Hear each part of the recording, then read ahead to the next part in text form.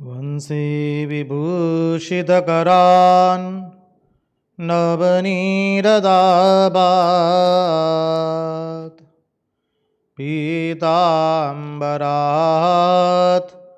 अरुणबिम्बफलादरुष्ठात् पूर्णेन्दुसुन्दरमुखात् अरविन्दनेत्रात् कृष्णात् परं किमपि तत्त्वम् अहं न जाने।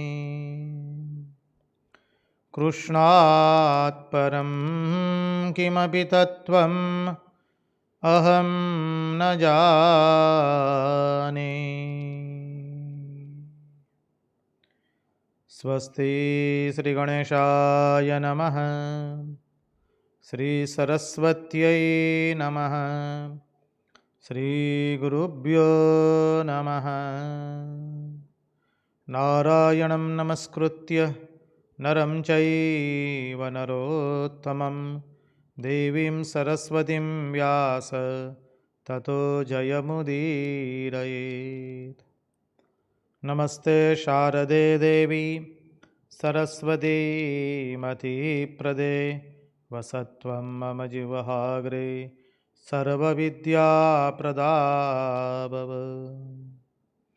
गुरुर्ब्रह्मा गुरुर्विष्णु गुरुर्देवो महेश्वर गुरुर्साक्षात् परब्रह्म तस्मै श्रीगुरवे नमः। सच्चिदानन्दरूपाय विश्वोत्पत्त्यादिहेतवे तापत्रयविनाशाय श्रीकृष्णाय वयं नुमः। ॐ नमः परमहंसास्वादित चरणकमलचिन्मकरन्दाय भक्तजनमानसनिवासाय श्रीरामचन्द्राय विश्वसर्गविसर्गादि नवलक्षणलक्षितं श्रीकृष्णाख्यं वरं धाम जगद्धाम नमामि। ॐ स्थापकाय च धर्मस्य सर्वधर्मस्वरूपिणे अवतारवरिष्ठाय रामकृष्णाय ते नमः।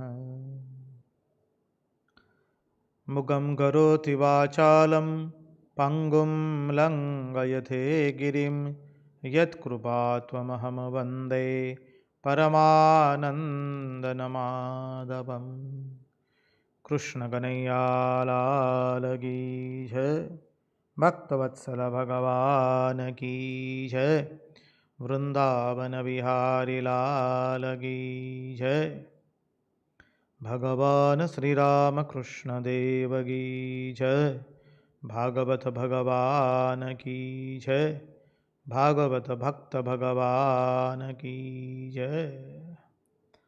ओम नमो भगवते वासुदेवाय। नारायण नारायण नारायण नारायण। सर्वप्रथम हम पूज्यपाद आदि भवानंद जी महाराज के चरणों में सश्रद्धेय प्रणाम निवेदित करते हैं।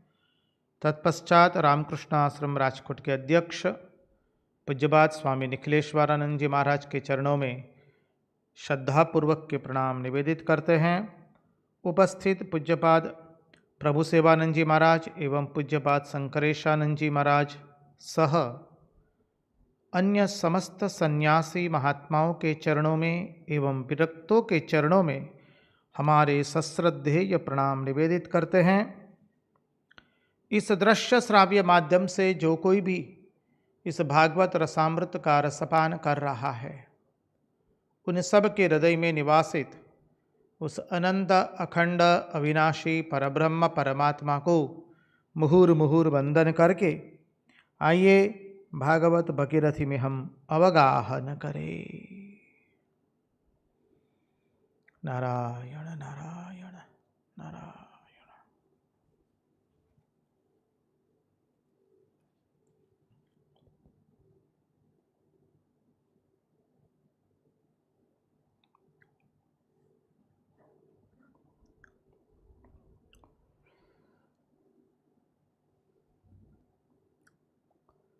यं प्रव्रजन्तमनुपेतमपेतकृत्यम् द्वैपायनो विरहकातर आजुहाव पुत्रेति तन्मयतया तरवोऽभिनेदु तं सर्वभूतहृदयं मुनिमानितोऽस्मि।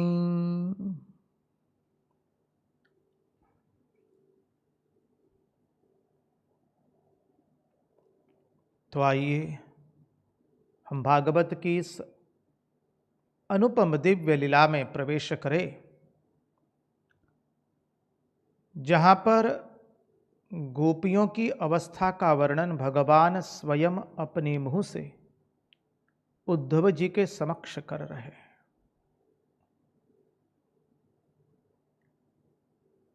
विगत 3-4 रोज से गोपियों के बारे में जो भगवान ने कहा है, उसको हम भाव से, और महात्माओं ने जो गोपियों के प्रति भाव व्यक्त किए हैं, गोपियों का जो भाव है श्री कृष्ण के प्रति, उनका विरह, उनका प्रेम, आचार्यों ने, महात्माओं ने, विद्वानों ने, पंडितों ने जो भाव व्यक्त किए हैं, उन सब भावों को देखने का हम प्रयास कर रहे हैं।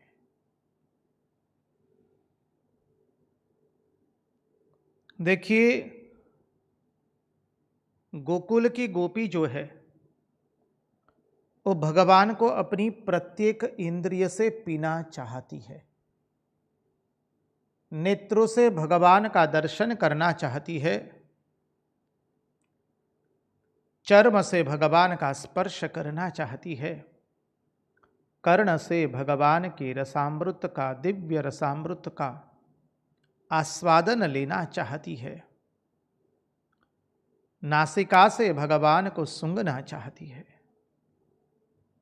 जिह्वा से अधरामृत पान करना चाहती है। जो भगवान सबके हृदय में है, अहम सर्वभूतानां हृद्देशेर्जुन तिष्ठति भ्रामयन् सर्वभूतानि यंत्रारूढ़ानि मायया। जो भगवान सर्वभूत में है, वह जब तक सर्वभूत में है तब तक हमारे काम नहीं आ सकता है।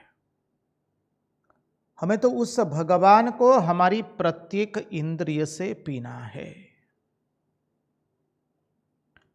और वो प्रेम सन्यासिनी गोपियां अपने जीवन से बताती है। इसलिए गोपियों के लिए शब्द प्रयोग करते हैं भागवतकार। परमहंस शिरोमणि भगवान सुखदेव जी कहते हैं, स्मरन्त्योंग विमुह्यन्ति विरहोत्कंठ्य विह्वला। विरहोत्कंठ विह्वला, गोपियों के कंठ जो है, उन प्राण, गोपियों के प्राण विह्वल हो गए और उनके कंठ में आ गए हैं।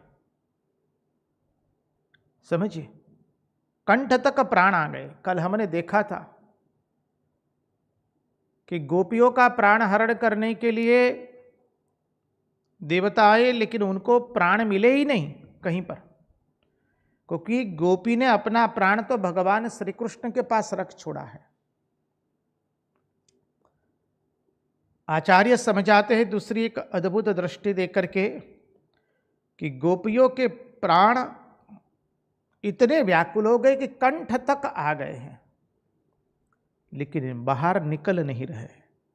क्यों? क्यों बाहर नहीं निकल रहे? गोपियों ने तय किया है, हम घुट घुट करके उसके विरह में तड़प तड़प करके हम अपने आप को जी लेंगे,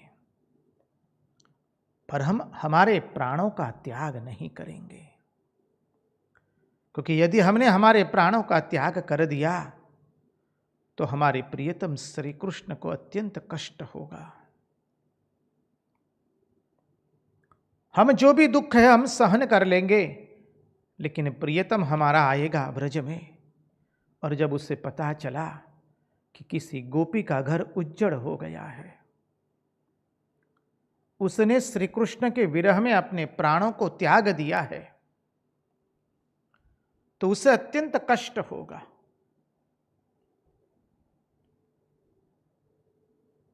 कन्हैया को कष्ट होगा और कन्हैया सोचेगा, अरे मेरे विरह में इस गोपी का घर उज्जड़ हो गया, मेरे विरह में उसने प्राण त्याग दिए,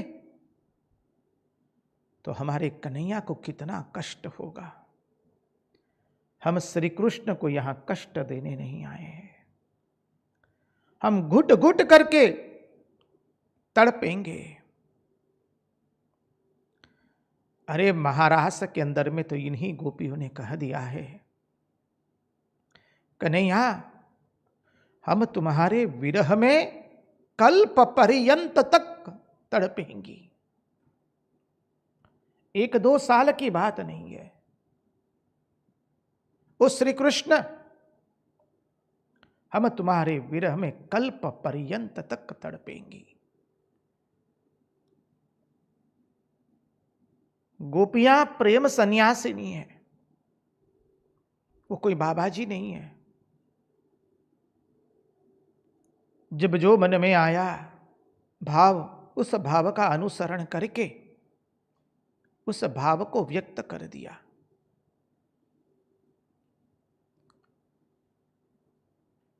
बाबा जी कुटिया में अकेले रहते हैं, कभी नाचने की इच्छा हुई तो नाच लिए भगवान के पीछे, कभी रोने की इच्छा हुई तो रो लिए, जी भर के रो लिए। कभी भगवान के पीछे गाना गाने की, भजन गाने की इच्छा हुई तो भजन गा लिए।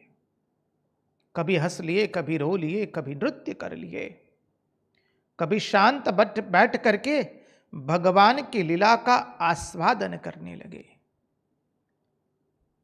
ये बाबा जी लोग कर सकते हैं। गोपियां तो जागतिक रूप से ब्याहित है। ये गोपियां अपना विरह अपने कुटुंबियों को, स्वजनों को दिखाना नहीं चाहती है, क्योंकि विरह में इतनी तड़पी हुई गोपी है कि प्रतिक्षण उसके नेत्रों से विरह के अश्रु निकल रहे हैं। अब गोपी सब समय रोती रहेगी तो उसके स्नेही जन, आत्मीय जन उसका महर क्या कहेगा कि क्या हो गई हो बाबरी, तुम सब समय रोती रहती हो। गोपी तो वह है जो अपने भाव को गोपन करके रखे। इसलिए देखा था कल भी हमने, साधक भक्त उपासक अपनी साधना एवं अपने भाव को गुप्त करके रखता है। जब वो प्रकाशित हो जाता है तो फिर साधना में अग्रसर नहीं हो पाता है।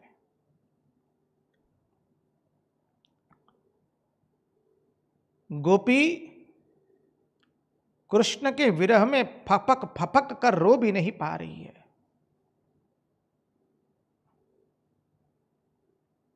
विरह इतना हुआ कि प्राण व्याकुल हो गए और कंठ तक आ गए। अब गोपी उस प्राणों को पी रही है। अब चिंतन कीजिए इस अवस्था का। ओ मानव, यह अवस्था अत्यंत कठिन होती है। प्रेमी के विरह में अपने शरीर से प्राण भी न निकले, प्राणों को दबा करके रखना है, अपने भावों को दबा करके रखना है। और जब प्राण अभी निकले वह अवस्था होती है, उस वक्त प्राणों को पी जाना है, घुट घुट करके, ताकि सामने वाली व्यक्ति को हमारे भाव की भनक तक न पहुंचे। ये है गोपी जो श्री कृष्ण को गोपन करके रखती है, जो अपने भाव को गोपन करके रखती है।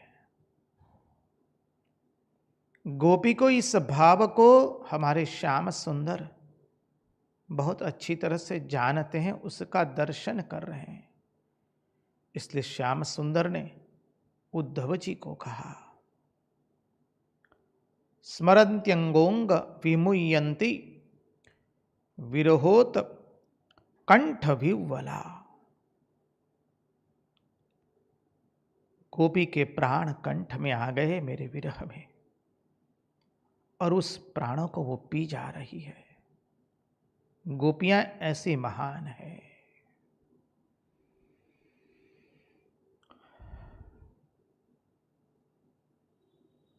हमने स्मरण किया था, क्षमा कीजिए, हमने श्रवण किया था, आप थोड़ा स्मरण कर लीजिए। जब नंद बाबा श्याम सुंदर एवं बलभद्र जी को लेकर मथुरा गए थे, भगवान ने वहां कंस का उद्धार कर दिया, कंस वध किया। यहां पर यशोदा मैया को तो इतना ही मालूम था कि दूसरे दिन मेरा बाल मुकुंद आ जाएगा। इसलिए नित्य संध्या के समय वो आरती सजा करके बैठी रहती कि अभी मेरा बाल मुकुंद आवेगा, अभी आवेगा। लेकिन बाल मुकुंद आता नहीं है। मैया हर रोज उसके लिए आरती सजा करके बैठती है और प्रतीक्षा करती रहती है कि अभी नंद बाबा आएंगे मेरे कन्हैया को लेकर के। एक दिन मैया इसी प्रतीक्षा में बैठी है, आरती को सजा करके, और इतने में देख रही है नंद बाबा आए। मैया दौड़ती जा रही है। नंद बाबा अपने भवन के पास आते हैं। मैया श्याम सुंदर को नहीं देखती है। नंद बाबा के नेत्रों में अश्रु भर आए।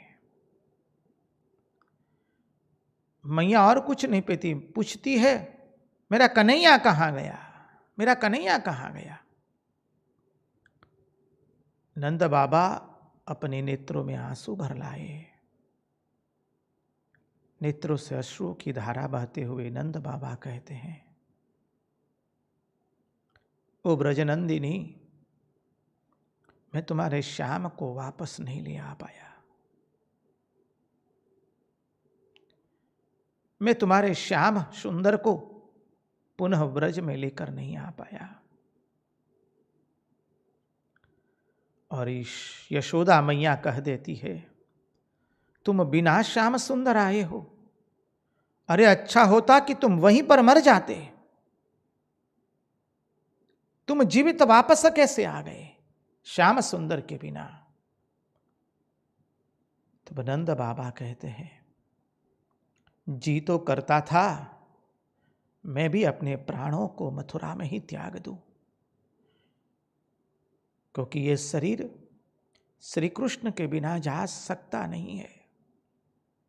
इस शरीर प्राण के बिना वापस व्रजधाम जा सकता है, लेकिन श्री कृष्ण के बिना इस शरीर व्रजधाम वापस नहीं जा सकता है।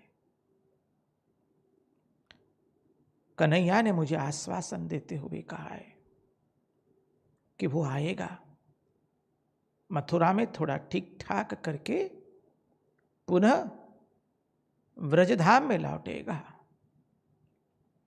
जी तो करता था मेरा वहीं पर मैं प्राणों को त्याग दूं, लेकिन महर तुम जानती हो, हमारा कन्हैया का हृदय अत्यंत कोमल है। मैं यदि वहीं पर मेरे प्राणों को त्याग देता तो श्री कृष्ण को कितना दुख होता। हमारा लाला क्या वो सदमा सहन कर सकता था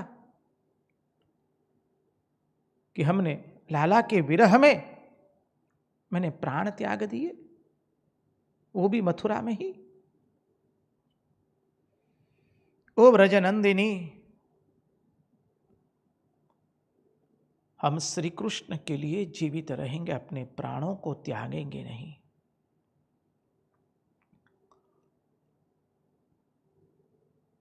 हम घुट घुट करके रो लेंगे कृष्ण विरह में, लेकिन हमारे कन्हैया को तनिक भी कष्ट हो ऐसा हम कुछ भी नहीं करेंगे। ये प्रेम का विशुद्ध स्वरूप है।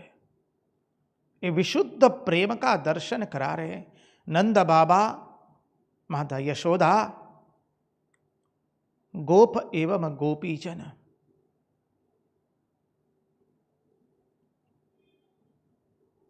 गोप बालक भी प्रतिदिन मथुरा के रास्ते की ओर चले जाते थे, सारा दिन बैठे रहते थे, प्रतीक्षा करते थे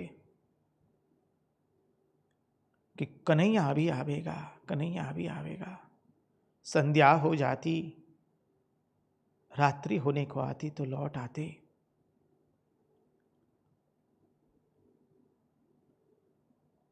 अपने मुखारविंद पर नैराश्य का भाव और नेत्रों में अश्रुओं के साथ गोप बालक लौट जाते। कन्हैया आज भी नहीं आया। ऐसी स्थिति थी व्रज के अंदर में, और उसी स्थिति का निरूपण करते हुए भगवान स्वयं उद्धव जी को कहते हैं।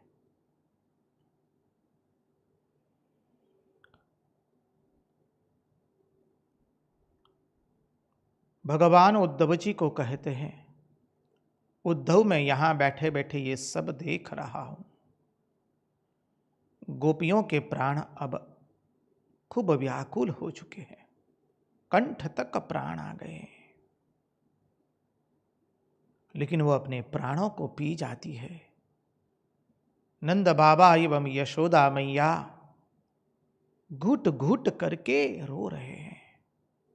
गोप बालक नैराश्य में हो गर्त हो गए हैं। आप जाओ और सबके लिए मेरा संदेश ले जाओ।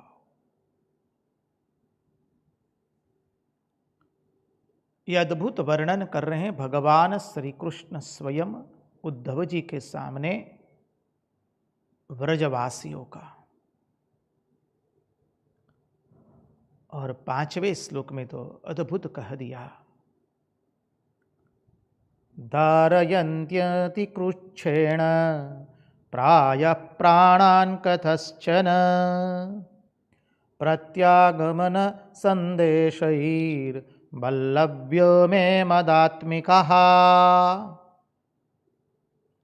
सुंदर श्लोक है। शुकदेव जी भगवान वर्णना करते हुए कहते हैं, धारयन्त्यन्ति कृच्छ्रेण, धारयन्ति अति कृच्छ्रेण, संधि विच्छेद करते हैं, प्रायः प्राणान् कथश्चन प्रत्यागमन संदेशैः वल्लभ्यो मे मत आत्मिकाः, मदात्मिकाः। 10वां स्कंद 46वां अध्याय 5वां श्लोक। मत आत्मिकाः, उन लोगों का चित्त पूर्ण रूप से मुझ में लग गया है। अरे मेरे प्राण उनके पास है, उनके प्राण मेरे पास है। ये मत आत्मिका का शब्द यहां पर भगवान अनेकों दृष्टि से बताते हैं। भगवान कहते मेरे प्राण उनके पास है, उनके प्राण मुझ में मेरे पास है। मेरा मन उनके पास है, उनका मन मेरे पास है। अर्थात भगवान कहते वो उद्धव, जो कृष्ण है वही गोपी है, और जो गोपी है वही श्री कृष्ण है।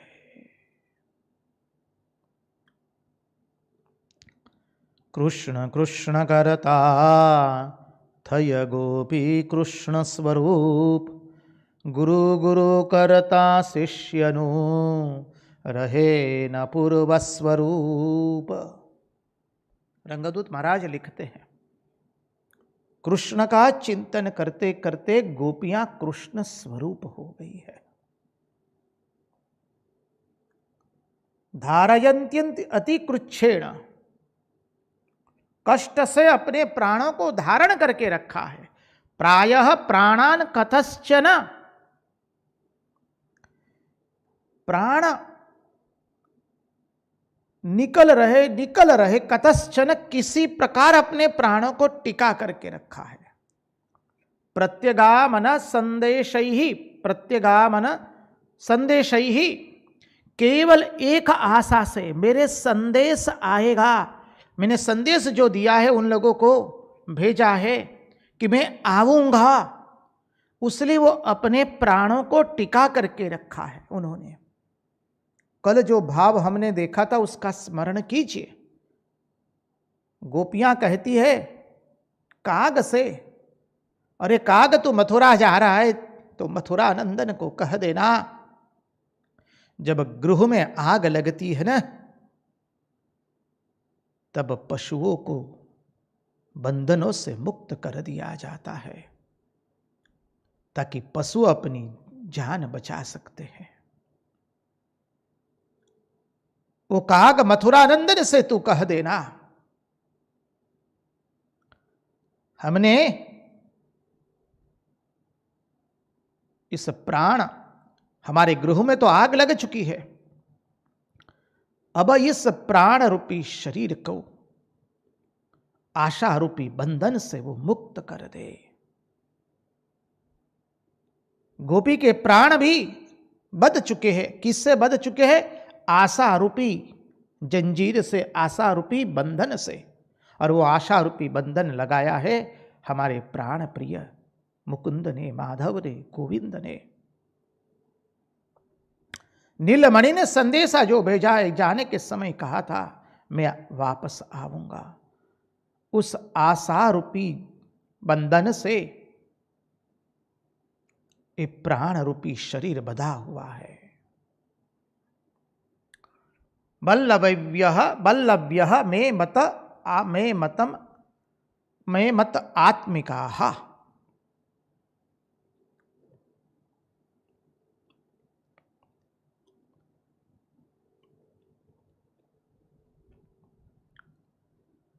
श्री कृष्ण एवं गोपियां दो अलग नहीं है, एक है।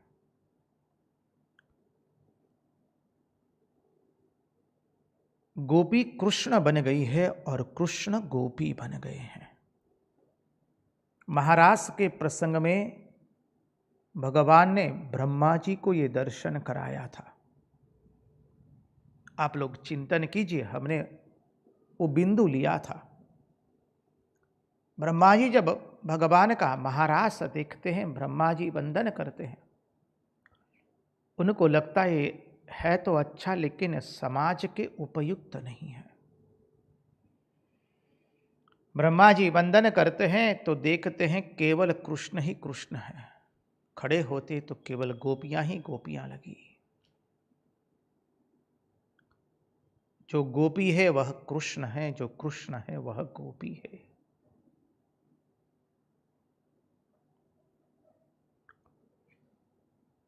अब उद्धव जी भगवान का संदेश लेकर रथारूढ़ होकर के जाएंगे। सुंदर श्लोक है, उसकी आवृत्ति करें। श्री शुक उवाच इत्युक्त उद्धवो राजन् संदेशं भर्तुरादृतः आदाय रथमारुह्य प्रययौ नंदगोकुलम्। उद्धव जी अब रथ में आरूढ़ हुए हैं। देखिए, मूल भागवत में तो नहीं है ये,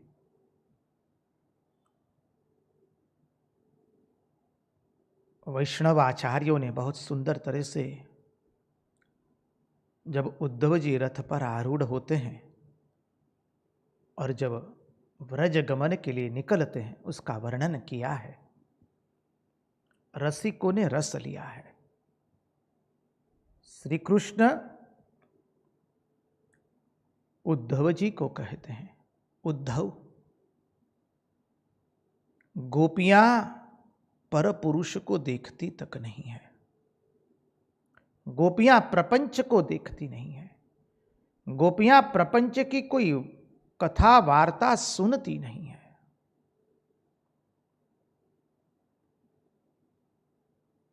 उद्धव, तुम मेरा पीतांबर ले जाओ। भगवान ने उद्धव को अपना पीतांबर दिया है।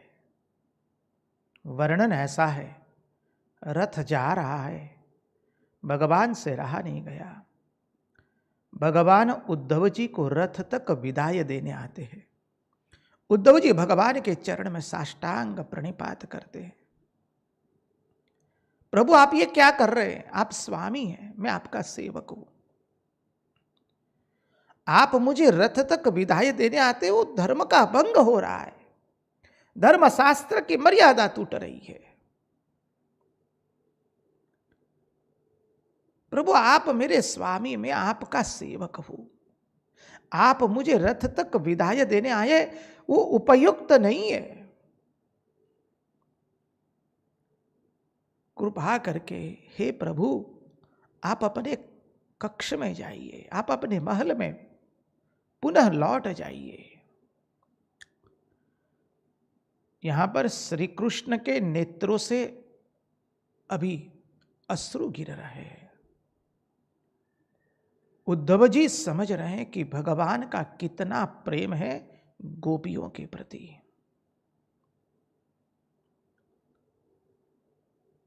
उद्धव जी रथ पर आरूढ़ होते हैं, रथ चलता है, भगवान को याद आती है, भगवान रथ के पीछे दौड़ रहे हैं। उद्धव जी ने रथ रोक दिया, पुनः रथ से कूद पड़ते। प्रभु आप ये क्या कर रहे हैं? आप स्वामी हैं, मैं आपका सेवक हूं, आप रथ के पीछे दौड़ रहे, कोई देखेगा तो क्या सोचेगा? आप मथुरा नरेश है,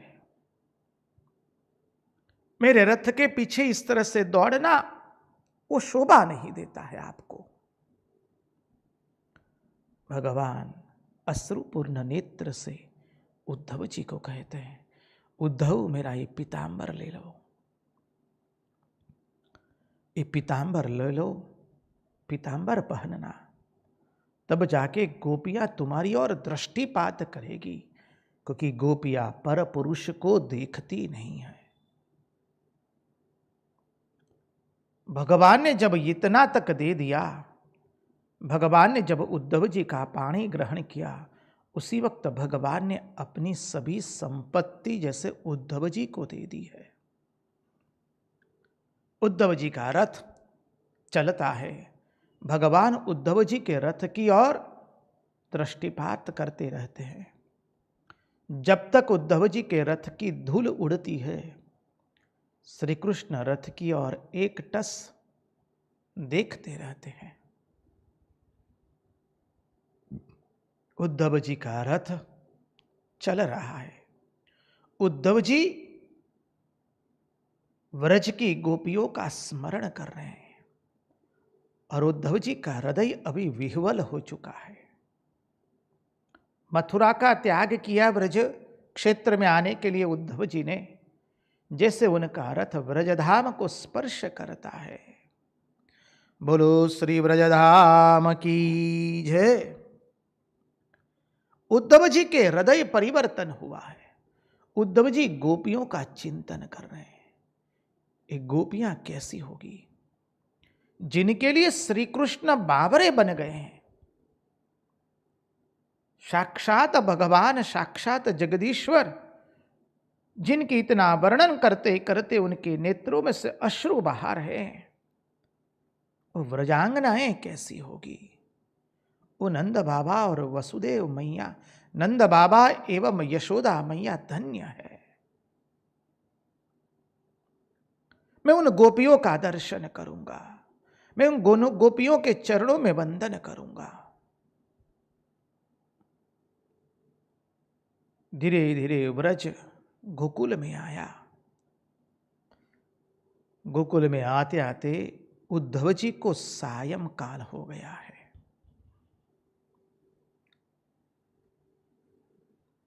समझिए,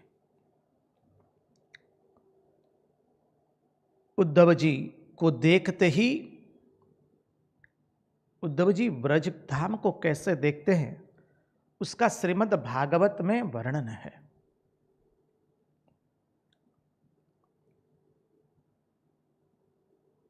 देखिए, उद्धव जी ने देखा है कि सांड जो है वो गायों के लिए लड़ रहे हैं। गायों के थन में दूध भरा हुआ है और गाय हृष्ट पुष्ट है। हमारे सुखदेव जी महाराज श्री कृष्ण के अनुपस्थिति में व्रज का जो वर्णन करते हैं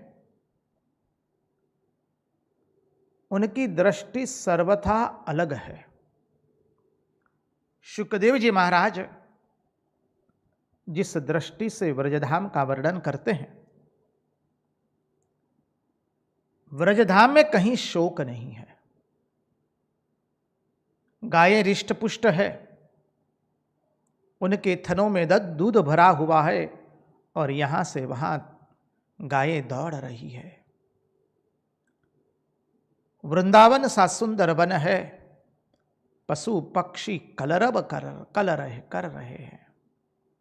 अत्र तत्र सर्वत्र आनंद सभर वातावरण है। क्यों?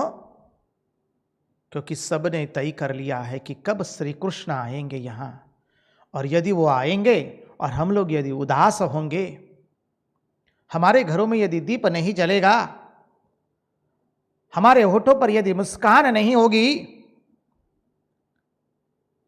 हमारे चित्त यदि प्रसन्न नहीं होंगे, हमारे घर द्वार साफ सुथरे गोबर से लिपे हुए नहीं होंगे, तो हमारे कन्हैया को कितना कष्ट होगा।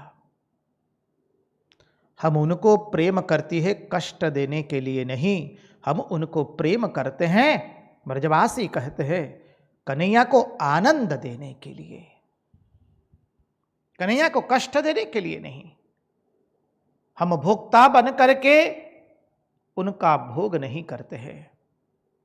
ये तो विशुद्ध प्रेम है, अग्नि कुंड में खिला हुआ गुलाब है ये, जहां अपने को सर्वस्व होमित कर देना है। इसलिए हमारे परमहंस शिरोमणि की दृष्टि श्रीधाम ब्रज की ओर एक अलग ही है। और जैसे उद्धव जी ने ब्रजधाम में प्रवेश किया, नंद बाबा दौड़ करके उनका स्वागत करने के लिए चले जाते हैं। भागवतकार ने लिखा है, स्वलंकृताभिर गोपीर भिगोपैश्च सुविराजितम। सभी गोपियों अलंकारों से सुसज्ज है। स्वलंकृताभिर गोपीर भिगोपैश्च सुविराजितम। अपने को सुसज्ज करके, सज धज करके गोपियां वृंदावन में रह रही है, क्योंकि उनकी इच्छा इतनी है, जब हमारे श्याम सुंदर आएंगे यहां तो हमारे किसी का मुरझा हुआ चेहरा नहीं दिखना चाहिए, फटे हुए वस्त्र नहीं दिखने चाहिए। हमारे यहां तो सब कुछ आनंद में है, क्योंकि श्याम सुंदर कब आएंगे किसी को मालूम नहीं है। इसलिए नंद बाबा ने दौड़े दौड़े उद्धव जी का स्वागत किया। उद्धव जी को भेंट लेते हैं नंद बाबा, उनका हाथ पकड़ करके उनके भवन में ले आते हैं नंद बाबा, और आसन ग्रहण करवाया है, उनका खूब सत्कार किया। अरे सुंदर भोजन बनाया जी, अरे बना, लपसी बनी, कचौड़ी बनी, पुरिया बनी, श्रीखंड तो होगा ही होगा,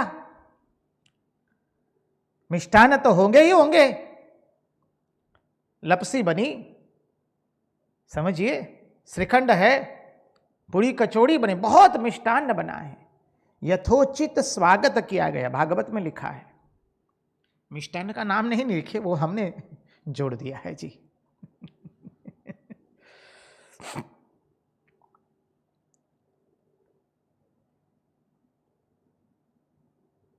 नंद बाबा ने उद्धव जी का खूब सत्कार किया।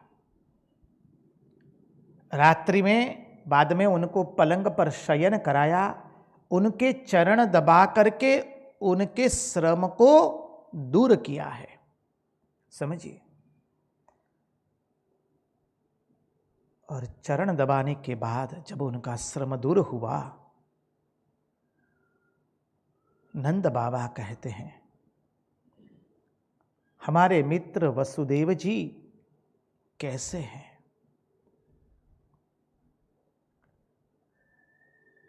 वो सकुशल तो है न? अच्छा हुआ कंस मर गया, यदुवंशियों को उसने बहुत कष्ट दिया है। बोलते बोलते अब नंद बाबा उनके प्राण प्रिय श्री कृष्ण का स्मरण करते हैं। नंद बाबा ने कहा, अच्छा हमारा कृष्ण कन्हैया कैसा है?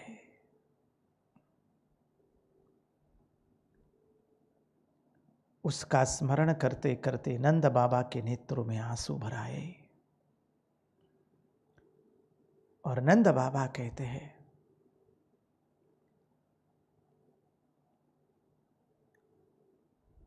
हमने उसको प्रेम देने की कोशिश की है, वो क्या कभी हमारा स्मरण करता है? क्या वो कभी ब्रजधाम में वापस आएगा, पुनः लौटेगा?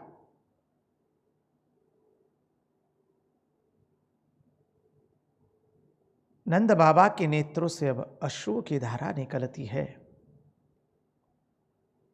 और नंद बाबा कहते हैं, हम तो उसके असली मां बाप नहीं हैं। हमने तो उससे छुपाने की लाख कोशिश की, लेकिन अंत में भांडा फूट गया। वो आएगा भी क्यों यहां? क्योंकि हम तो उसके असली माता पिता नहीं हैं।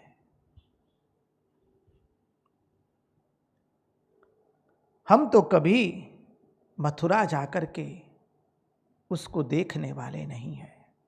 हम क्या मुंह लेकर के मथुरा जाएंगे? हम तो कभी मथुरा जाकर के उसका दर्शन नहीं कर पाएंगे। क्या हमारा कन्हैया कभी व्रजधाम पुनः लौटेगा?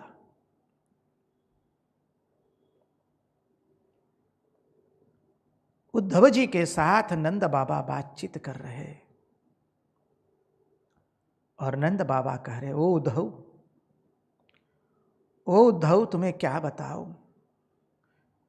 कन्हैया ने हमारे कितने सारे असुरों से हमारी रक्षा की है। अब नंद बाबा श्री कृष्ण लीला चिंतन शुरू करते हैं। क्या सुंदर है। तुम्हें क्या बताओ उद्धव, हमारे कन्हैया ने इसी भवन में जैसे पुतना को गति प्रदान किया था, पुतना का वध किया था। उसने सकटासुर, तृणावर्त, अघासुर, इन सब असुरों का यहां वध किया है।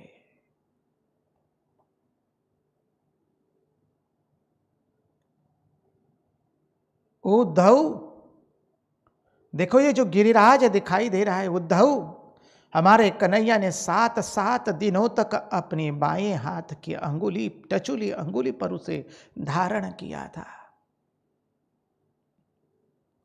अरे उद्धव, यह है वृंदावन।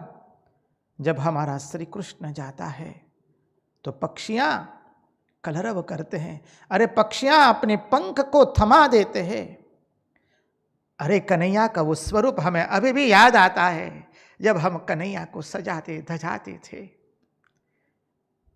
उसकी मां उसका सुंदर श्रृंगार करती थी और गाय उसको कितना प्रेम करती थी। वो गायों को अत्यंत प्रेम करता था।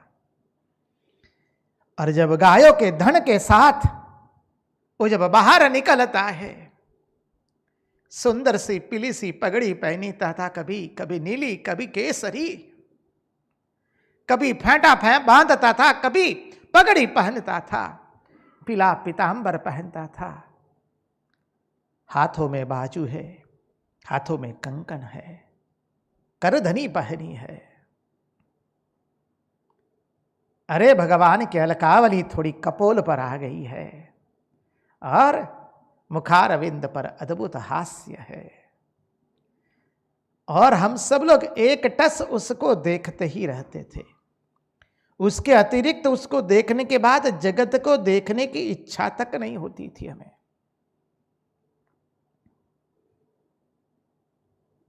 और वो जब निकलता था तब गोप बालक उसका जय जयकार करते थे, कृष्ण कन्हैया लाल की जय।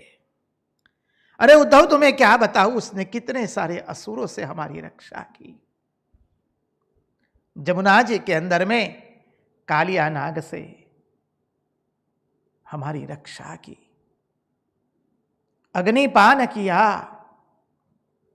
अघासुर का वध किया। उद्धव तुम्हें मैं क्या बताऊं, गर्गाचार्य ने मुझे कहा था आपके वहां नारायण के जैसे गुण वाले श्री कृष्ण का जन्म हुआ है। वो देवता तुल्य लोग है श्री कृष्ण एवं बलभद्र। आप लोगों को आनंद प्रदान करने के लिए और असुरों से आपकी रक्षा करने के लिए आए हैं। उद्धव, उस श्री कृष्ण ने न जाने कितने असुरों से हमारी रक्षा की है। भागवतकार सुंदर श्लोक का गान करते करते कहते हैं, स्मरताम कृष्ण वीर्याणि लीलापांग निरीक्षितम हसितम भाषितम चांग सर्वान शिथिलः क्रियः। नंद बाबा का वर्णन करते हुए भागवतकार लिखते हैं, श्री कृष्ण का स्मरण करते, स्मरताम कृष्ण वीर्याणि, कृष्ण के चिंतन के अंदर में कृष्ण के अद्भुत पराक्रमों का वर्णन कर रहे हैं नंद बाबा। लीलापांग निरीक्षितम, भगवान ने जो जो लीलाएं की है उसका वर्णन कर रहे हैं, वो दिखा रहे हैं। हसितम भाषितम चांग, हंस रहे, उस भावना में डूब जा रहे हैं। सर्वान शिथिलाः क्रियाः, उनका कंठ धीरे धीरे अवरुद्ध हो जाता है। और अब आगे का वर्णन करते हुए भागवतकार लिखते हैं, सरिच्छैलवनोद्देशान् मुकुंद पदभूषितान् आक्रीडानि क्षमाणानां मनो याति तदात्मताम्। नंद बाबा कन्हैया की प्रत्येक लीला का वर्णन करते करते करते ऐसे विह्वल हो गए, इतने विह्वल हो गए श्री कृष्ण के भाव में। वो हा कृष्ण वो कन्हैया कन्हैया करते करते श्री कृष्ण के साथ जैसे एक हो गए। उनको अत्र तत्र सर्वत्र केवल अब श्री कृष्ण ही दिखाई दे रहा है। देखिए,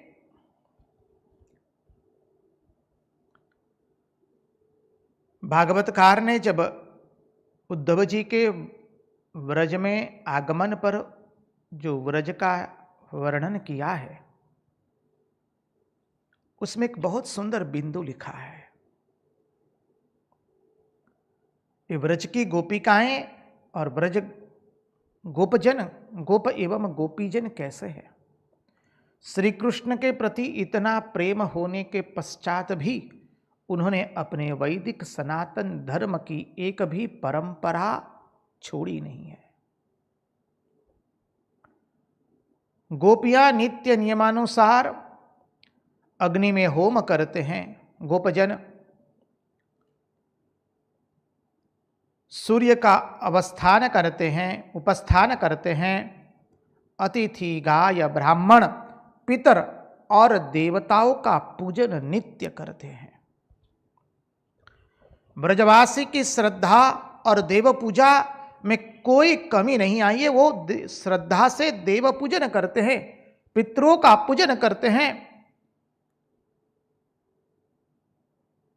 इतनी भक्ति होने के उपरांत भी उन्होंने कोई परंपरा का त्याग नहीं किया है। ब्रजवासी श्राद्ध एवं देव पूजा से कभी विरत नहीं हुए हैं। धूप दीप माल्य से गोपावास और अपने निवास स्थान को वो सजा धजा करके रखते हैं। आजकल के लोगों में थोड़ी सी भक्ति आ जाए तो वो अपनी परंपराओं का निर्वाह करना छोड़ देते हैं। अपना धर्म, सनातन धर्म, अपना सदाचार वो लोग छोड़ देते। थोड़ी सी भक्ति आई या थोड़ा सा ज्ञान हो गया, और वो ज्ञान भी तो मुंह में है, आचरण में नहीं होता है। थोड़ा वेदांत का अध्ययन कर लिया, लोग समझते हैं हमको अब कोई आचार विचार का पालन नहीं करना है। ये योग्य नहीं है।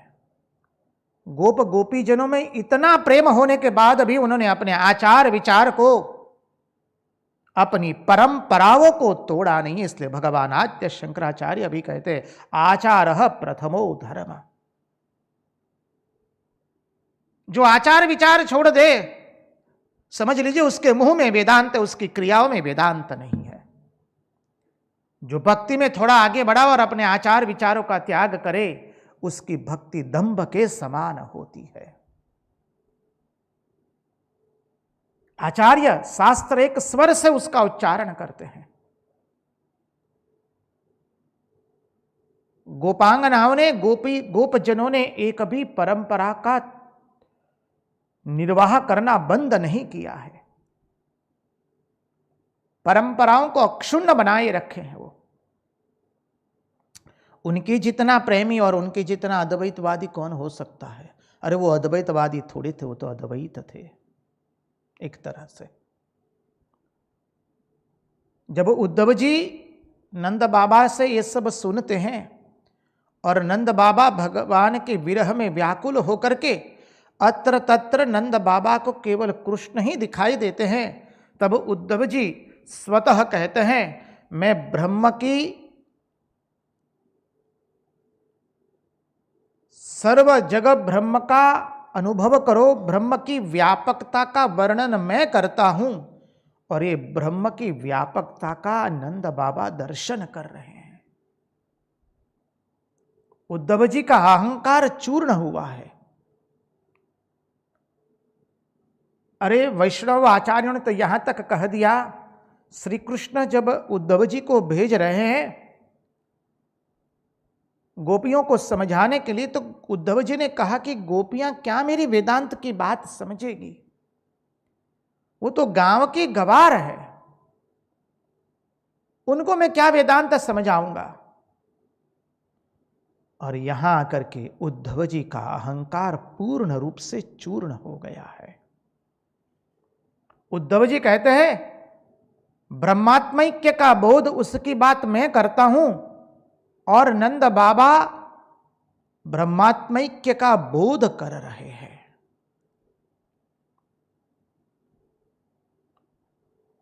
उद्धव जी ने देखा कि चारों ओर वन खिले हुए हैं, सरोवर लहरा रहे हैं, पशु प्रसन्न है, पक्षी चहक रहे।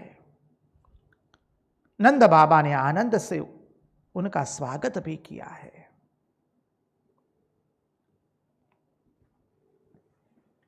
देखिए अभी तक केवल नंद बाबा ही बोल रहे हैं, यशोदा मैया कुछ बोल नहीं पाई है। मैया का तो स्वरूप ही ऐसा है। मैया एक और खड़ी है, और मैया के नेत्रों से अश्रु की धारा निकल रही है, और वक्षस्थल से दूध की धारा निकल रही है। मां का तो स्वरूप ही ऐसा होता है। मां क्या अपने प्रेम का वर्णन कर सके?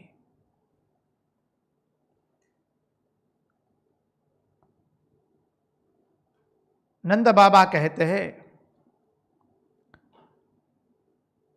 यह जो यमुना जी दिखाई दे रही है, ये जो पर्वत दिखाई दे रहा है गिरिराज, यह जो वृंदावन है, और इन सब जो प्रकृति को तुम देख रहे हो, अरे उद्धव, हमारा कन्हैया जब गायों को लेकर वन में प्रविष्ट होता था, ये पूरी प्रकृति खिल उठती थी और पूरी प्रकृति कृष्णमय हो जाती थी।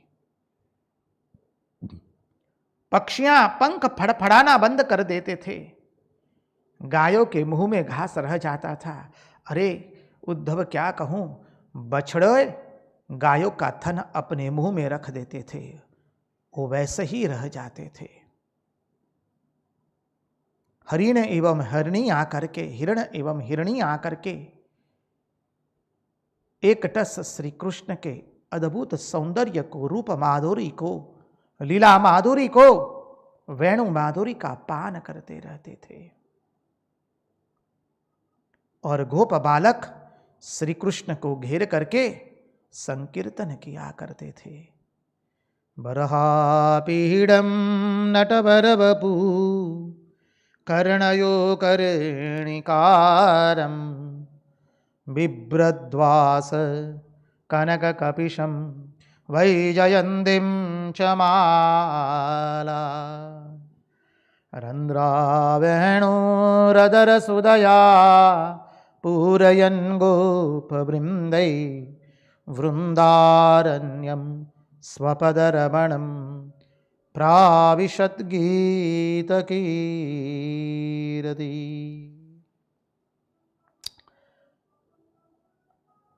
अब नंद बाबा श्री कृष्ण के स्मरण में इतने एकाग्र हो गए, उनको अत्र तत्र सर्वत्र श्री कृष्ण दिखाई देने लगा। अब धीरे धीरे उद्धव जी बोलने वाले हैं। यहाँ से प्रसंग का परिवर्तन होता है, भाव का परिवर्तन है। एक तरह से प्रसंग का परिवर्तन अर्थात हम भाव के परिवर्तन की बात कर रहे हैं। अब तक श्री कृष्ण के विरह में गोपियों का भाव देखा, नंद बाबा एवं यशोदा जी का भाव देखा। गोपियों का क्या मनोदशा है श्री कृष्ण के प्रति, वो देखी। अब उद्धव जी थोड़े अपनी ज्ञान की बातें करेंगे नंद जी एवं यशोदा मैया के साथ, उसका थोड़ा चिंतन करेंगे। तत्पश्चात अद्भुत प्रसंग आने वाला है भ्रमर गीत का। उसकी पूर्व भूमिका बांध करके भ्रमर गीत के अंदर में हम प्रवेश करेंगे। उसके पहले हमारा से निवेदन रहेगा, हमारा एक भजन।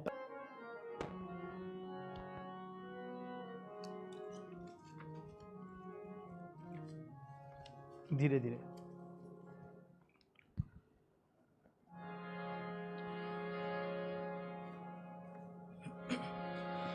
है ओधा जी मारा रे,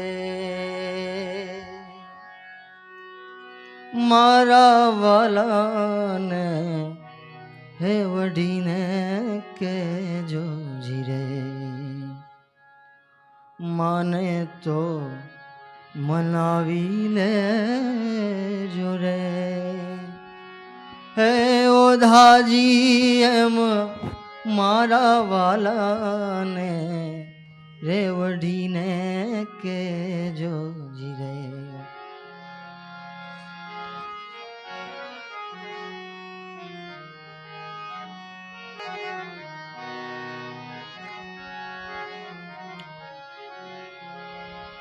यमुना ने काठे जाता अने लूटी तमे माखण खाता। यमुना ने काठे जाता लूटी तमे माखण खाता। तोड़ा के मजूना ना तारे है ओधा जी एम मारा वाला ने वडी ने के जो जीरे।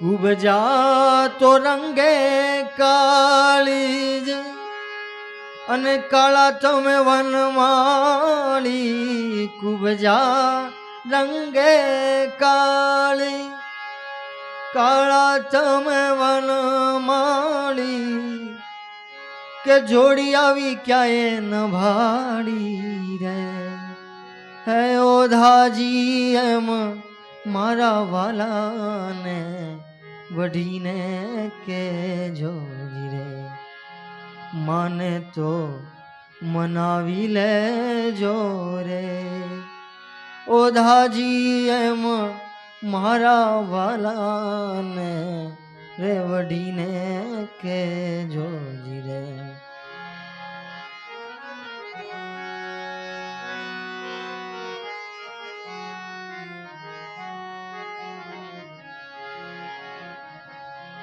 एक बार गोकुल आवो माताजी ने मोढ़े थावो एक बार गोकुल आवो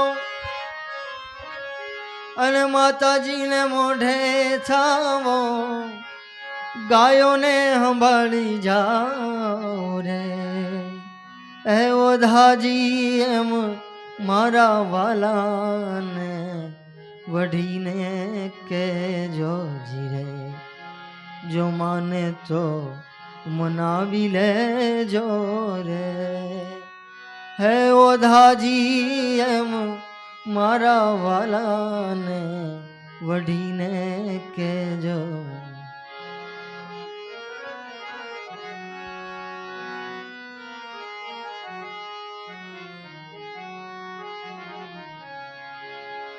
તમે છો ભક્તોના તારણ તારણ તમે છો ભક્તોના તારણ તારણ તારણ તમે છો ભક્તોના તારણ એવી અમને હૈયા ધારણ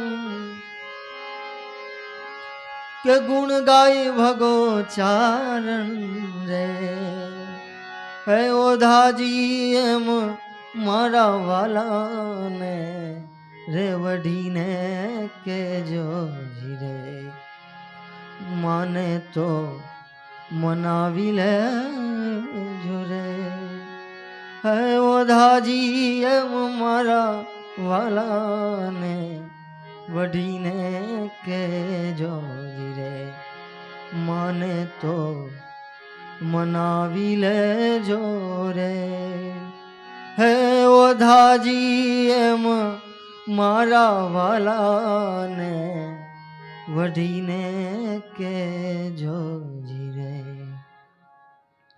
कृष्ण कन्हैया लाल की जय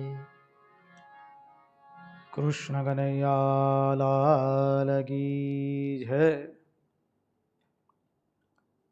अब उद्धव जी बोल रहे हैं। देखिए, उद्धव जी ज्ञानी है। उद्धव जी को अभी तक तत्व ज्ञान से परमात्मा के जो दर्शन है वो नहीं हुए हैं, या कह सकते हैं कि अभी तक उनको तत्वज्ञान नहीं हुआ है, तत्वज्ञान का बोध नहीं हुआ है।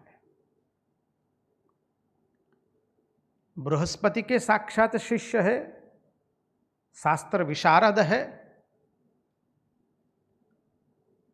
उनको बोध तो तब हुआ जब भगवान ने उनके सामने अपने स्वरूप को प्रकट किया।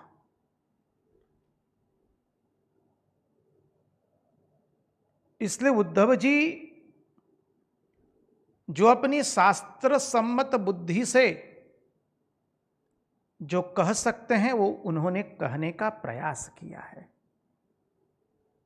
उद्धव जी कहते हैं,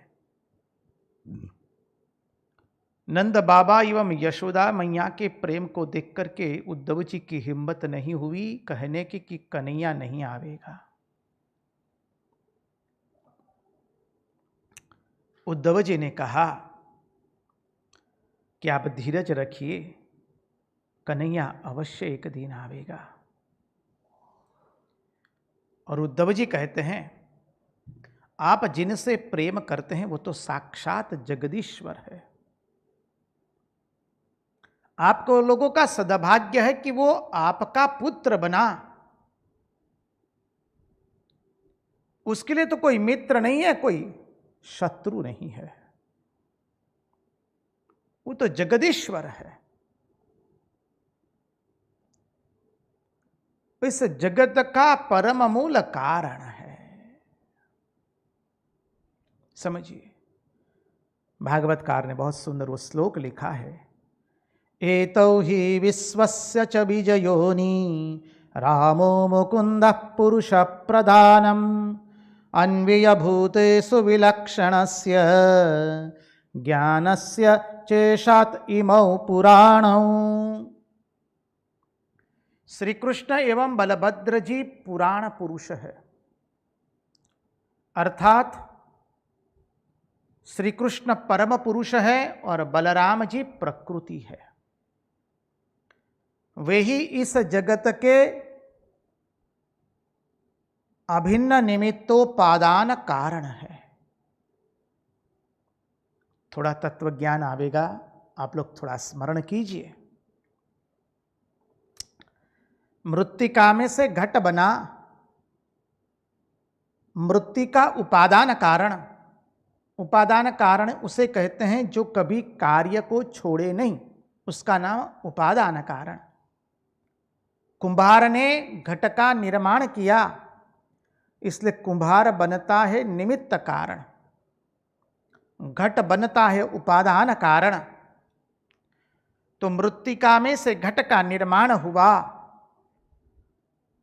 तो जगदीश में से जगत का निर्माण हुआ। तो बोले हमारे ईश्वर कैसे हैं? अभिन्न निमित्तोपादान कारण, अभिन्न जोड़ निमित्त जोड़ उपादान कारण बराबर अभिन्न निमित्तोपादान कारण। उपादान कारण भी वही है, निमित्त कारण भी वही है।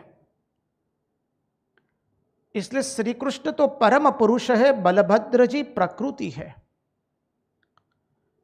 ये दोनों ने ही समस्त शरीरों में प्रविष्ट होकर के उन्हें जीवन दान देते हैं, जगत को, लोगों को। और उसमें उनसे अत्यंत विलक्षण जो ज्ञान स्वरूप जीव है, उसका वो नियमन करते हैं। श्री कृष्ण परम पुरुष है, बलभद्र जी प्रकृति है। भगवान प्रकृति की सहायता से जगत का निर्माण करते हैं। आगे कहते हैं, यस्मिन् जनः प्राण वियोग काले क्षणं समावेश्य मनो विशुद्धं निरहत्य कर्माशयामासु याति परां गतिं ब्रह्ममयोर्कवर्णः।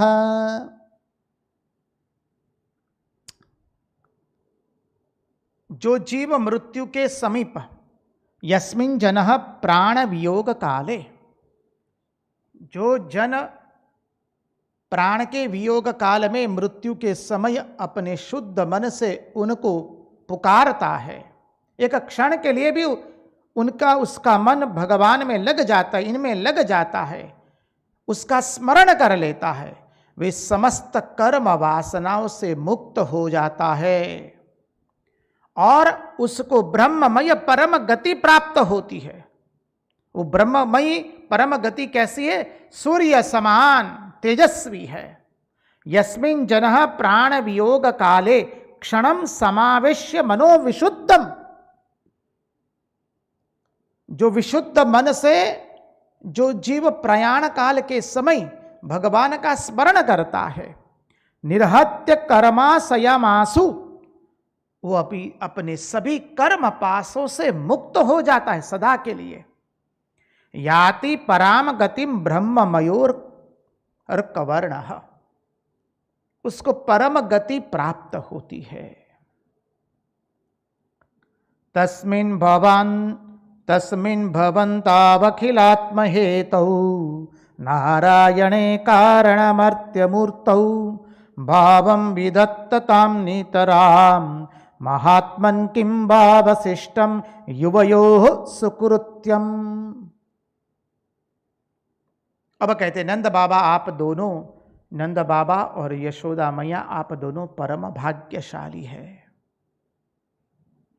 आप कृपा करके खेद न करें, आप अपने हृदय को कष्ट न दे, आप अपने हृदय को मत जलाइए।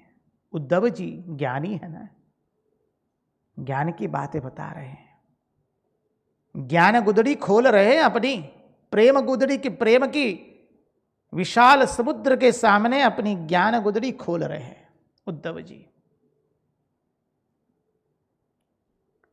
आप कृष्ण को अपने पास ही देखिए। अरे जैसे काष्ठ के अंदर में अग्नि समाहित होती है, वैसे ही सर्वभूतों के अंदर में श्री कृष्ण एवं बलराम जी समाहित है पुरुष एवं प्रकृति के रूप में। वो तो समस्त प्राणियों के हृदयों के अंदर में निवास करते हैं। आप उनके वियोग में खेद न करें। समझिए,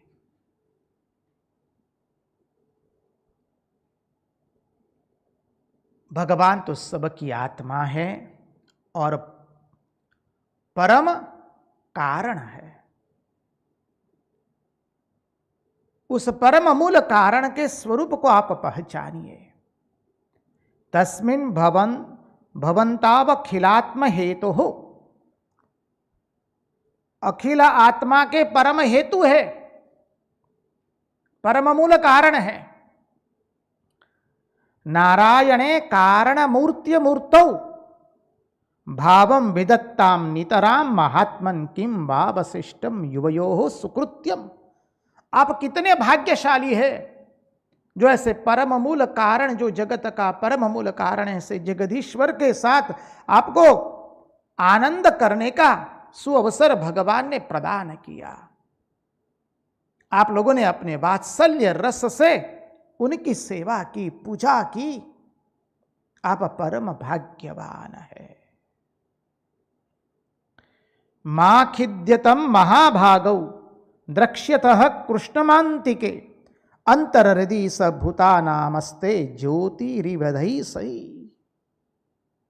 क्या सुंदर कहा है। ज्ञान की गुदड़ी खोल रहे हैं उद्धव जी। समझिए, उद्धव जी कहते हैं नंद बाबा आप दोनों परम भाग्यशाली है। आप खेद मत कीजिए। आप कृष्ण को अपने पास ही देखेंगे। जैसे काष्ठ में अग्नि समाहित होती है, वैसे ही समस्त प्राणियों के हृदय के अंदर में भगवान समाहित है। न ऋष्यास्ति प्रिय कश्चिन्ना प्रियो वात्स्यामानिनः नोत्तमो नाधमो नापि समानस्या समोपि वा। भगवान को एक शरीर के प्रति अभिमान न होने के कारण न तो वो किसी के मित्र है, न तो किसी के शत्रु है। न ऋष्यास्ति प्रिय कश्चिन्ना प्रियो वास्त्यमानिनः। उनके लिए कोई प्रिय नहीं है, कोई शत्रु नहीं है। अरे वो सब में सबके प्रति समान दृष्टि से देखते हैं, क्योंकि वो सब में हैं और सब उनसे है। वेदांत की ज्ञान गुतड़ी खोल रहे हैं उद्धव जी। इसलिए उनकी दृष्टि में न तो कोई उत्तम है और न कोई अधम है। यहां तक कि विषमता का भाव रखने वाले व्यक्ति प्रति भी उनके अंदर में कोई विषमता नहीं है। प्रेमार्पण समदर्शन जग जन दुख जाय। आप श्री कृष्ण को केवल अपना पुत्र मत समझिए। वो तो अखिल ब्रह्मांड नायक है और सबके हृदय में वही वास करता है। जीव अपने अंतःकरण की मलिनता के कारण उनको कर्ता मान बैठता है। अरे वो तो ना करता है ना भोगता है। श्री कृष्ण सबके भीतर है, उनमें अपने पराये का भाव ही नहीं है, क्योंकि सारा जगत उनसे है, उनमें है। और वो सबको अपने से देखते हैं, अपने में देखते हैं और सबके भीतर अपने को देखते हैं।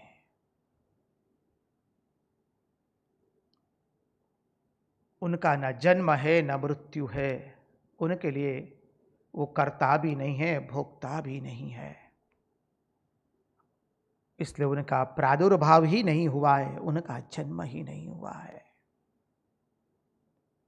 ओ नंद बाबा, आप ऐसा मत सोचिए कि वो केवल आपके अकेले के पुत्र है, वो तो समग्र ब्रह्मांड के अंदर में जीव जंतु मनुष्य पशु पक्षी कीट से लेकर के सबके आश्रित, सभी लोग उनके आश्रित है, वो सबके अंदर में है। आप कृपा करके इस दृष्टि का अवलंबन कीजिए। अब देखिए, अभी तक तो उद्धव जी बृहस्पति के शिष्य बने थे, सर्वशास्त्र विशारद थे। अब वो प्रेमी के पास आकर के शास्त्र की बात करते हैं। प्रेमी के पास हृदय है और शास्त्र जानने के पास, जो शास्त्र जानता है उसके पास शब्द है। कहाँ प्रेमी का हृदय और कहाँ शास्त्र जानने वाले के शब्द। शब्द संपत्ति जो है वो एक विद्वान के पास होती है, विद्वान के पास हृदय की संपत्ति नहीं होती है। इसलिए जितने विद्वान जो होते हैं वो सब लोग जब इकट्ठा होते हैं तो अधिकांश उनके बीच में कलह ही होता है। आप हमको अन्यथा रूप से मत लीजिए, हम विद्वानों को तो वंदन करते हैं, लेकिन यहां पर प्रेम की भाषा के सामने इस विद्वत्ता की तुलना की जा रही है। विद्वान कहीं पर भी इकट्ठे हो जाएंगे तो वो आपस में मेल नहीं बैठा पाएंगे। सब लोग अपना अपना विरोध, अपना मत उनसे अलग है, उनका मत उनसे अलग, इसी के अंदर में पढ़ते रहेंगे और शास्त्रों की आलोचना, शास्त्रों की चर्चा करते करते अपने मत का अन्य के मत पर दावा प्रस्थापित करेंगे। विद्वानों की यही बात होती है। विद्वान जो होता है शास्त्रार्थ से समझिए पांडित्य नहीं होता है, पांडित्य तो भगवान के प्रति प्रेम आने से होता है, पांडित्य तो सहृदयता से होता है। इसलिए सा विद्या या विमुक्त है, विद्या वह है जो हमको मुक्ति प्रदान करती है ज्ञान अज्ञान से, सुख दुख से, उससे जो मुक्ति प्रदान करता है वो विद्या है।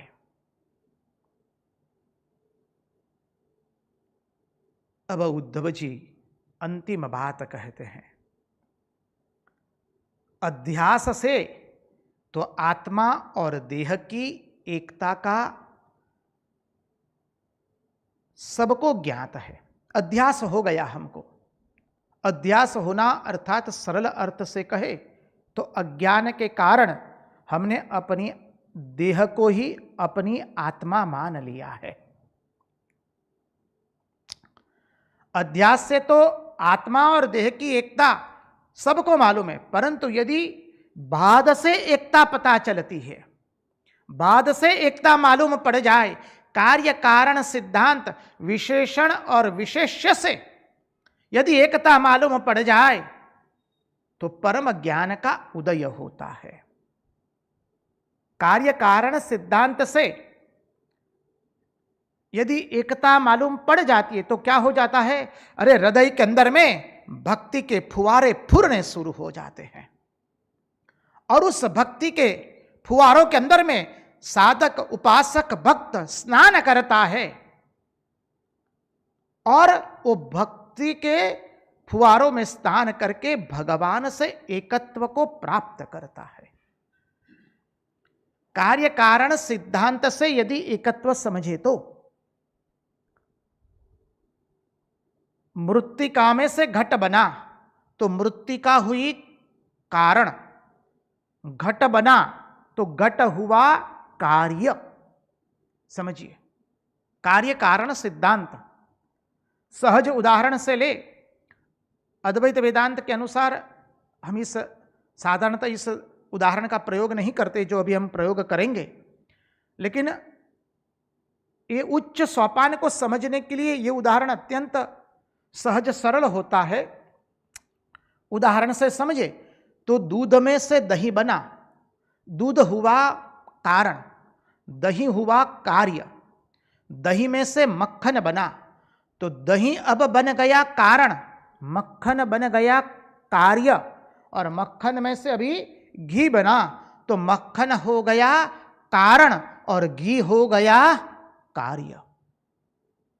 तो दूध में घी है, समझिए, दूध को एक प्रक्रिया की, दूध के अंदर में एक प्रक्रिया करके मक्खन को निकाला गया है। इसलिए वेदांत के आचार्य कहते हैं कार्य कारण अथवा विशेषण विशेष्य के सिद्धांत से मालूम पड़ जाए यदि एकत्व का, तो भक्ति प्राप्त हो जाती है। और बाद से एकता मालूम पड़े, बाद क्या है, जैसे अध्यास से हमको एकता मालूम पड़ी। क्या एकता मालूम पड़ी? ये शरीर ही जैसे आत्मा है, लेकिन शरीर आत्मा नहीं है। बाद से जब एकता मालूम पड़े, बाद अर्थात जब हम इस संसार का नेति नेति नेति करके त्याग करेंगे। प्रथम सोपान के अंदर में हमने चर्चा की थी इसकी, साधक यह नहीं नेति नेति करके इस जगत का त्याग करता है। तो बाद से जब जगत का त्याग करते हैं और जब परम पद की प्राप्ति होती है, तो फिर ये जगत ही परमात्मा का स्वरूप है, वह पता चलता है। जिसे श्री रामकृष्ण देव ने कहा, जिसकी सीढ़ी बनी है उसी की छत भी बनी हुई है। वैसे ही जब बाध किया, ब्रह्म सत्य जगन मिथ्या, वो बाध का स्वरूप है। वो बाध करते करते करते जब हमको एकात्मानुभूति होती है, प्रत्येक चैतन्य भिन्न उस परम पद की प्राप्ति होती है, तब हमारे में एकत्व आता है। और कार्य कारण सिद्धांत से, विशेषण विशेष्य के सिद्धांत से जो एकता आती है, उससे हमें भक्ति प्राप्त होती है। बोले ज्ञान से भी यदि एकत्व प्राप्त नहीं हुआ, कार्य कारण के सिद्धांत से भी नहीं हुआ, विशेषण विशेष्य से भी नहीं हुआ, और बाद से भी नहीं हुआ, बाद वाला अद्वैत वेदांत का सिद्धांत ज्ञान का, तो ज्ञान से भी एकत्व नहीं हुआ, भक्ति से भी एकत्व नहीं हुआ, तो क्या होगा? बोले अन्यथा आध्यासिक रह करके, अध्यास से जो एकता को हम पकड़ के रहेंगे, उसमें क्या है?